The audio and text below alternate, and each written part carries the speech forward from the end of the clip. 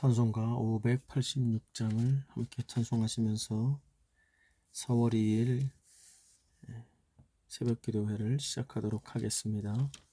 찬송가 586장 어느 민족 누구게나 함께 찬송하겠습니다. 어느 민족 누구게나 결단할 때 있나니 참과 거짓 싸울 때에 어느 편에 설 건가. 주가 주신 새 목표가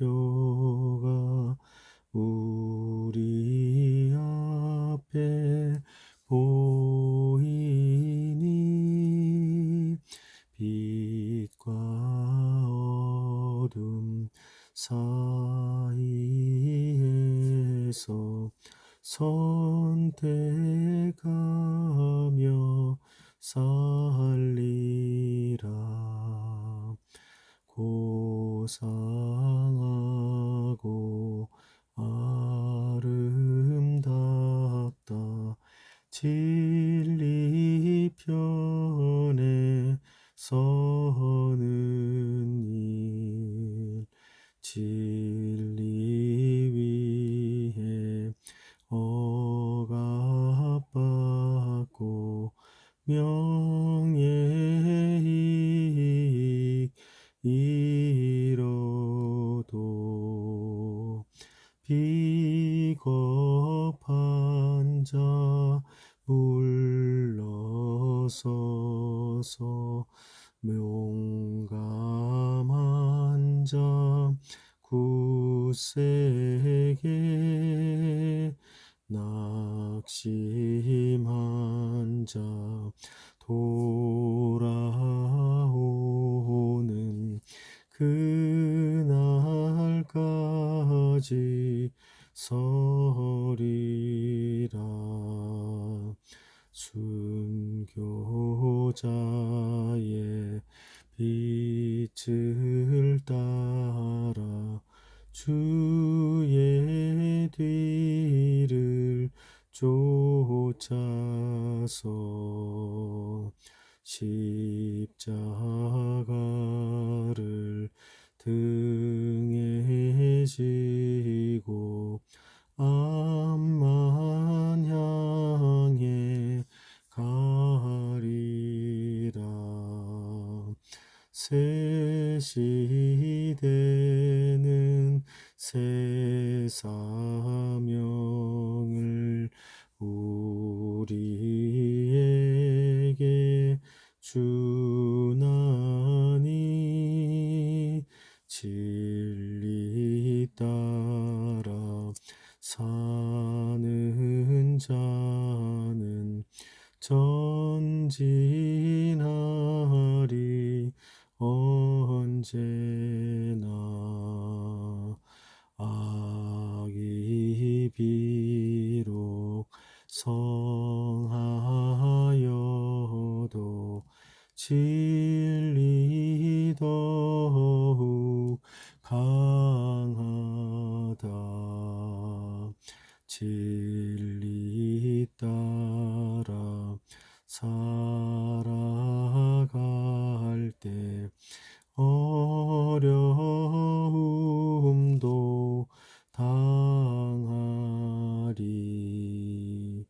우리 가는 그 앞길에 어두운 장막 덮쳐도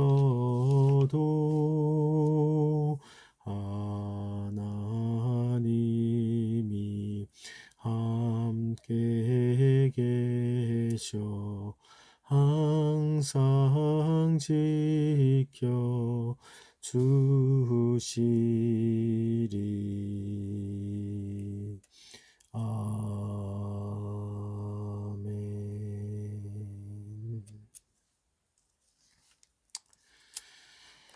오늘 함께 여러분과 나눌 하나님의 말씀은 구약성경 신명기 19장 1절에서 21절까지의 말씀입니다.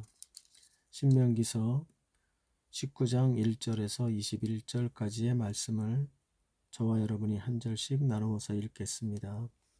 제가 먼저 1절 말씀을 읽습니다. 내 하나님 여호와께서 이 여러 민족을 멸절하시고 내 하나님 여호와께서 그 땅을 내게 주심으로 내가 그것을 받고 그들의 성읍과 가옥에 거주할 때에 내 하나님 여호와께서 내게 기업으로 주신 땅 가운데서 새 성읍을 너를 위하여 구별하고 내 하나님 여호와께서 내게 기업으로 주시는 땅 전체를 새 구역으로 나누어 길을 닦고 모든 살인자를 그 성읍으로 도피하게 하라. 살인자가 그리로 도피하여 살 만한 경우는 이러하니 곧 누구든지 본래 원한이 없이 부지 중에 그의 이웃을 죽인 일, 가령 사람이 그 이웃과 함께 벌목하러 살림에 들어가서 손에 도끼를 들고 벌목하려고 찍을 때에 도끼가 자루에서 빠져 그의 이웃을 맞춰 그를 죽게 함과 같은 것이라. 이런 사람은 그 성읍 중 하나로 도피하여 생명을 보전할 것이니라. 그 사람이 그에게 본래 원한이 없으니 죽이기에 합당하지 아니하나 두렵건대 그 피를 보복하는 자의 마음이 복수심에 불타서 살인자를 뒤쫓는데 그 가는 길이 멀면 그를 따라 잡아 죽일까 하노라. 그러므로 내가 내게 명령하기를 새 성읍을 내게 너를 위하여 구별하라 하노라.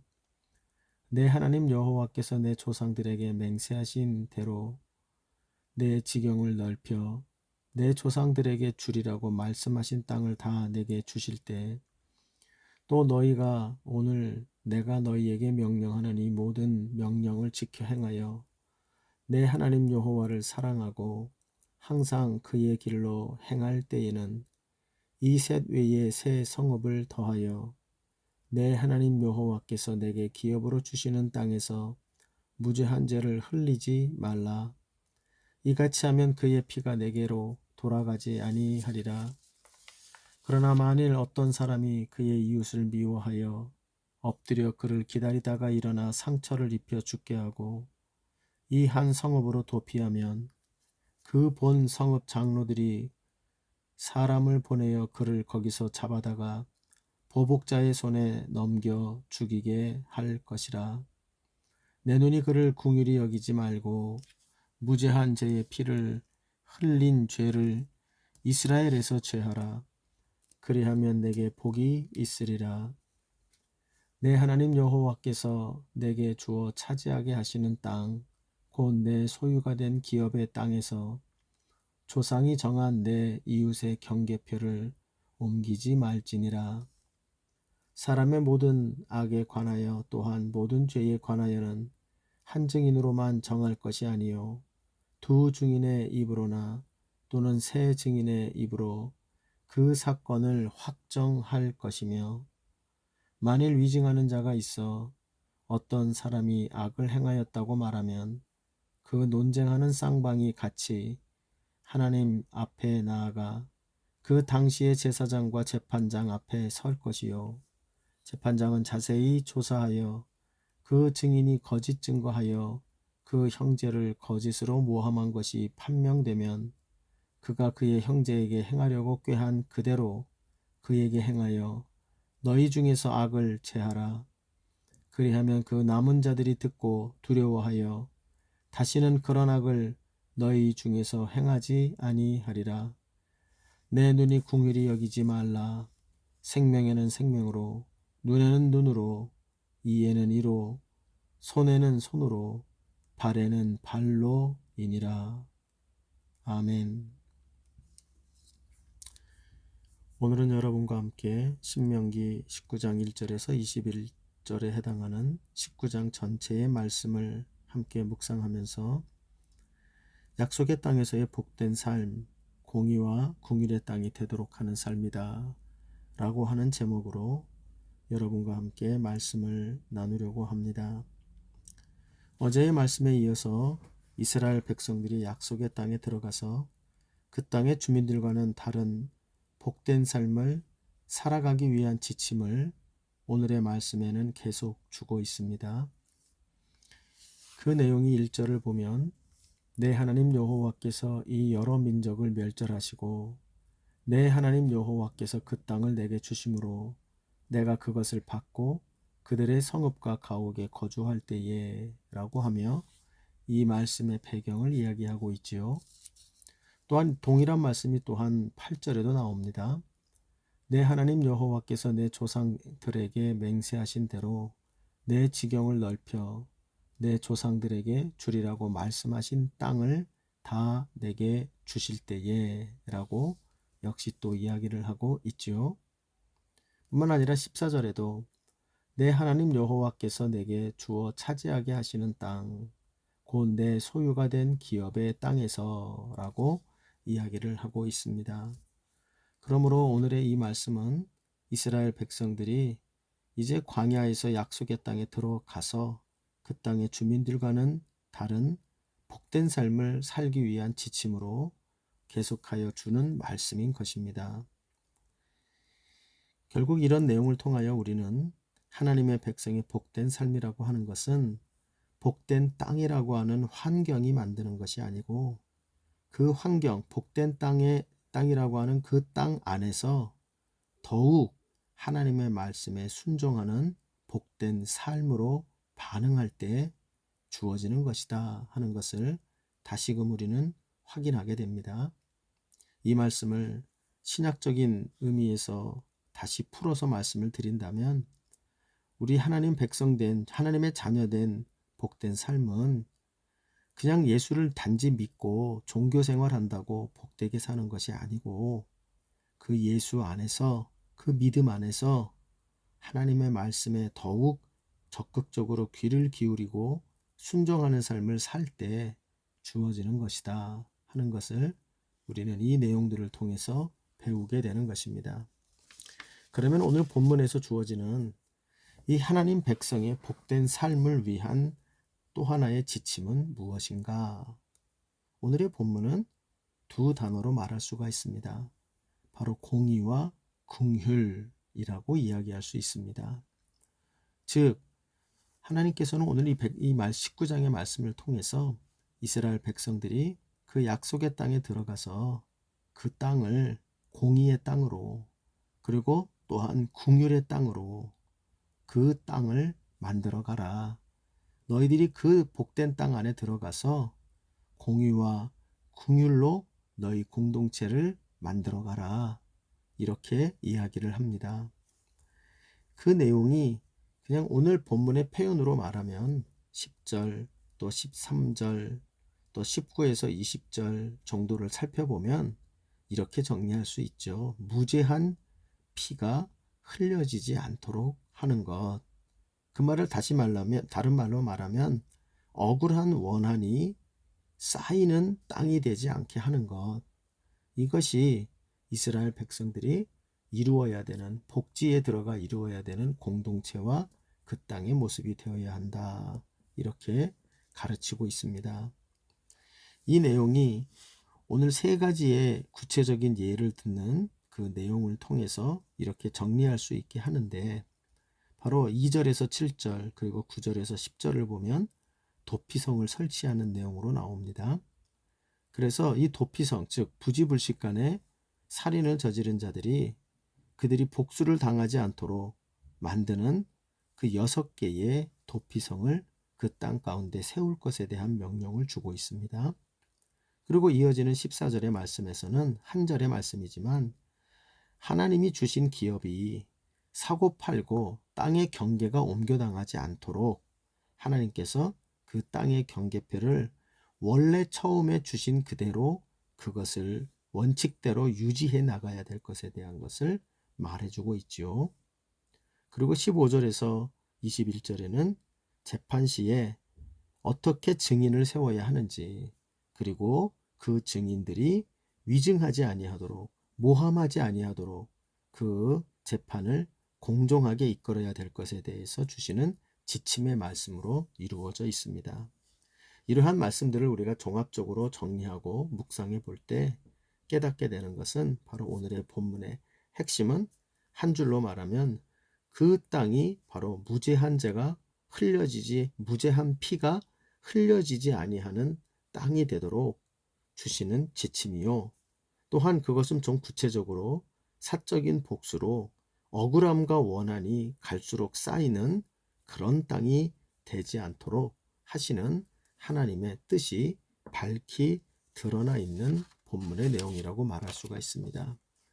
여러분, 우리 이 내용을 오늘 우리의 삶에 적용하면 우리가 이 땅을 살아가는 모습, 하나님의 백성 되어 살아가는 복된 모습 중에 하나가 바로 공의와 긍휼로 살아가고, 공의와 긍휼로 우리의 가정, 우리의 교회, 우리가 살고 있는 이 사회를 공의와 긍휼의 땅으로 변화시키며 살아가는 자의 그 복된 모습이 바로 예수 믿고 하나님이 주시는 복을 누리는 자들의 모습이어야 한다는 것을 오늘 말씀으로 우리는 교훈받게 되는 것입니다.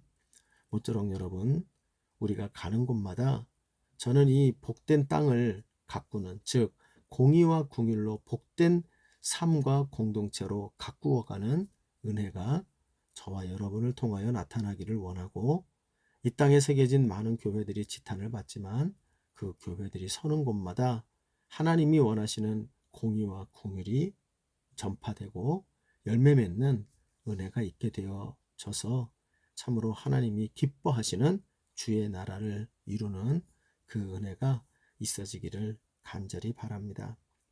그러면 여러분, 조금 더 오늘 본문의 말씀을 통해서 하나님의 백성들이 이루어 가야 할 공의와 긍휼의 그 땅으로, 그 공동체로 그러면 어떻게 만들어 갈 것인가? 그것이 어떻게 가능한가? 그 첫 번째로 오늘 본문을 묵상하면서 배우게 되는 것은 바로 분별력을 우리가 늘 가져야 하겠다 하는 겁니다. 이 땅에 살아가는 일들은 그렇게 단순하지가 않습니다. 살인이라고 하는 그러한 있어서는 안 되는 일들, 참혹한 결과가 있는 그런 일들도 참으로 복잡다단하다는 것을 오늘 본문에서도 봅니다. 그래서 우리가 공의와 긍휼이 바르게 열매 맺는 것이 되려면 우리 속에서 필요한 것이 뭐냐 하면 바로 이 일이 복수가 필요한 일인지 아니면 보호가 필요한 일인지에 대한 분별력을 갖추어야 한다고 말합니다. 오늘 본문에서는 이 땅에서 부지불식간에 살인이 발생했을 때, 살인이라는 사건이 발생했을 때 이것을 어떻게 다뤄야 하느냐라는 것을 이야기합니다. 살인은 반드시 복수가 필요한 일이겠지요.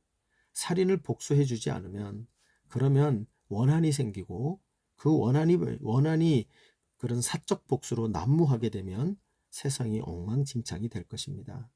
그러므로 하나님께서는 이 살인이 없을 수 없는데 이 발생했을 때 이것을 어떻게 다루어야 되는지, 그리고 가장 조심하게 다루어야 될 것에 대하여 이야기를 하십니다.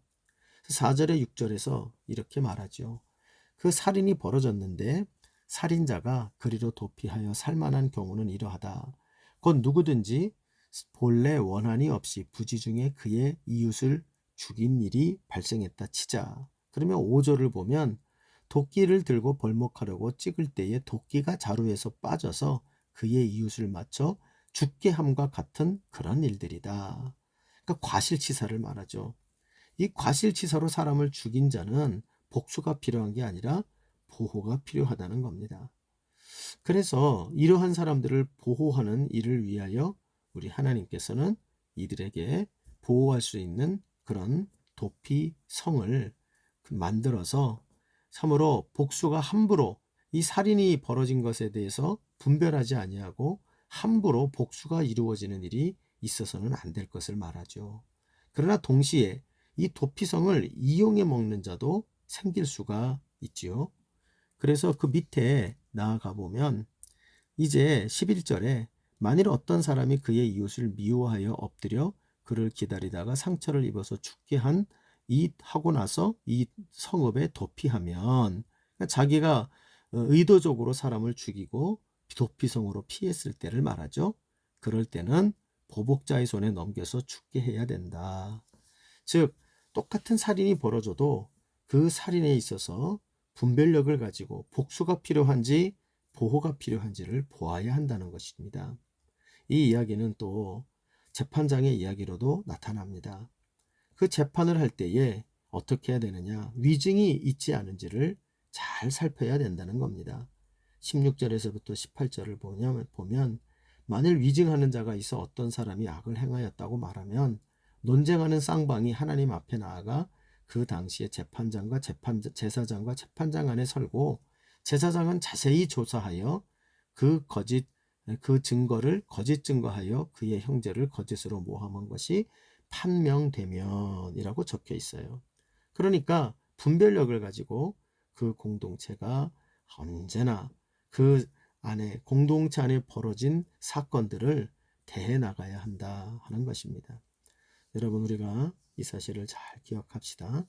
우리가 공의와 내 삶에서 긍휼의 이 열매가 잘 맺혀지는 삶을 살려면 그냥 눈에 보이는 결과만 가지고 우리가 움직이는 자들이 되어서는 안 되고, 성령의 지혜를 구하고 또 기도하는 신중함을 가지고서 살피면서 바로 분별력을 갖춰야 한다는 것, 복수가 필요한 일인지 보호가 필요한 일인지 분별력을 갖춘 우리들이 되어야 한다는 것을 말해주고 있습니다. 여러분, 이 말씀을 잘 기억하여 하나님께서 이 땅을 살아갈 때 공의와 긍휼의 열매를 맺힐 수 있도록 분별력을 갖는 우리가 되기를 위해서 기도하시는, 그리고 하나님을 늘 의지하시는 우리가 되시기를 주의 이름으로 부탁합니다. 두 번째로, 우리의 삶에서 공의와 긍휼의 열매가 맺혀지기 위해서 또 하나의 필요한 것은 바로 우리가 생각하는, 우리에게 필요한 합리적인 시스템을 정비할 필요도 있다 하는 것입니다. 우리 중에서 어떤 사람들은 신앙의 삶이 시스템이나 혹은 우리의 합리성과는 무관한 삶이라고, 조금 심하게 말하면 적대적인 그런 적대감까지 갖고 있는 분들이 간혹 있습니다. 그런데 그런 것은 아닌 것 같습니다. 하나님이 주신 모든 것은 우리가 그 주신 목적에 따라 선하게 잘 사용하면 되는 거지, 우리가 터부시하고 멀리해야만 하는 그런 것들은 존재하지 않는 것 같습니다. 이렇게 말씀을 드리는 건, 오늘 본문을 보면 그 땅에 들어가서 이제 정착할 하나님의 백성들에게 하나님께서 뭐를 만드냐면, 이 복수에 대해서는 복수의 시스템을, 그리고 보호에 대해서는 보호의 시스템을 합리적으로 구축하고 계신 것을 보게 됩니다. 예컨대 살인이 벌어졌습니다. 그런데 이 살인에서 이것이 만약에 의도하지 않은 살인이 아니라 의도한 살인이었을 때는 복수가 필요합니다. 그래서 이 복수의 시스템으로 하나님께서 그 땅에 두시는 게 뭐냐면 피의 보복자를 두고 있죠. 6절을 보시면 그 사람이 그에게 본래 원한이 없으니 죽이기에 합당하지 아니하나 두렵건대 그 피를 보복하는 자의 마음이 하며 피를 보복하는 자가 나옵니다. 12절에 가봐도 본 성읍의 장로들이 사람을 보내어 그를 거기서 잡아다가 보복자의 손에 넘겨 죽게 할 것이다. 13절에도 그 눈이 궁일이 여기지 말고 무죄한 자를 필린 즉 이스라엘이 무죄한 피를 흘린 죄를 이스라엘에서 제하라, 이렇게 이야기를 하고 있죠. 그러므로 이것이 의도적인 살인에 대해서는 반드시 공적으로 하나님께서 복수하는 시스템을 그 공동체 안에 두어야 한다고 말하고 있지요. 동시에 또 부지불식간에 살인한 자에 대해서는 동시에 보호하는 시스템을 주님이 만들고 있어요. 이것은 이미 앞에서 말한 것처럼 2절에서 9절 또 그 3절에서 6절 같은 데를 살펴보면 과실치사, 실수로 사람을 죽인 자들이 도망할 수 있고 그들이 보복을 당하지 아니하도록 보호할 수 있는 도피성을, 그리고 그 도피성으로 가는 길들을 잘 정비해야 될 것을 말하고 있어요. 뿐만이 아닙니다. 14절에 가면 하나님은 또 하나의 예를 들죠. 땅의 문제를 듭니다. 하나님이 주신 땅이기 때문에 이스라엘은 땅은 거래할 수가 없어요. 그런데 사람이 살다 보면 서로 이해관계가 엮이면서 땅을 주고받을 수도 있지요. 그런데 이스라엘 공동체에 하나님이 주시는 철저히 금하는 게 뭐였냐면 법칙을 세운 겁니다. 이웃의 경계표, 땅의 경계표는 움직일 수 없다. 이 원칙을 세워버리신 거죠. 이 원칙을 준수해 가야 하는 것입니다. 이 시스템을 만드신 거죠. 뿐만 아닙니다. 15절을 가보면 거기에 증인이 되어지는 시스템도 만들어주고 있어요. 15절에 나오고 있죠. 너희가 모든 악에 대하여 모든 죄에 관하여는 한 증인으로만 될 것이 아니다. 두 증인의 입이나 또는 세 증인의 입으로 그 사건을 확정해야 된다. 기소한다는 의미죠. 그 사건이 문제가 있습니다. 잘못됐습니다. 라고 기소하려면 두 증인 혹은 세 증인의 일관된 증언이 있어야 하도록 만드신 겁니다. 이것은 합리적인 일이고 그리고 또한 이것은 시스템적인 그런 일이라고 말할 수가 있어요. 여러분, 그러므로 이것은 하나님의 명령 가운데 나타나는 공의와 긍휼의 삶은 개인적이고 우리의 심성적인 결단에 의해서만 나오는 것이 아니고 그것을 공동체적으로 이루기 위해서는 지혜롭고 합리적인 시스템과 원칙이 잘 세워져야 한다는 것도 우리는 알게 됩니다. 그러므로 우리의 주변을 살피는 자들이 되어야 합니다.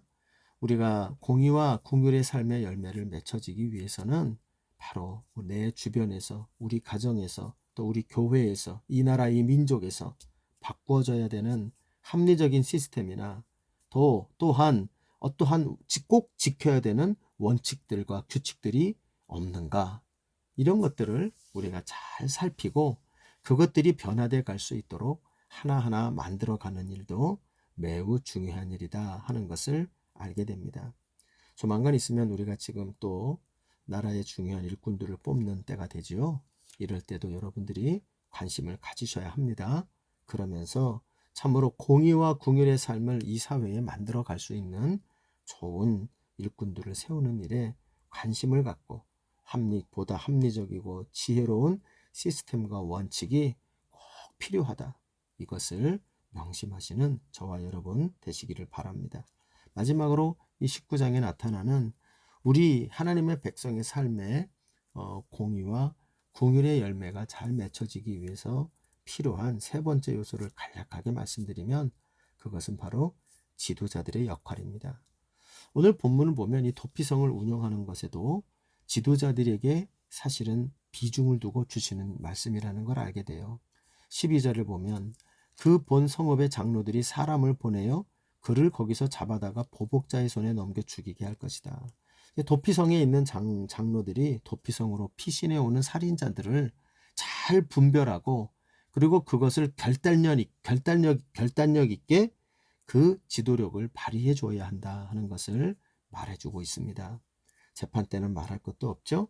17절, 18절을 보면 거기에 분명히 얘기하고 있어요. 그 당시에 제사장과 재판장 앞에 설 것이요. 또 18절 보면 재판장은 자세히 조사하여 라고 하며 그 뒤에 나오는 19절 이후로 명확하게 그것에 대하여 모함하고 잘못된 것에 대해서는 그것은 결단력을 가지고 원칙에 입각하여 분별력을 가지고 명확하게 판결을 하고 집행을 해야 한다. 이렇게 가르치고 있는 것입니다.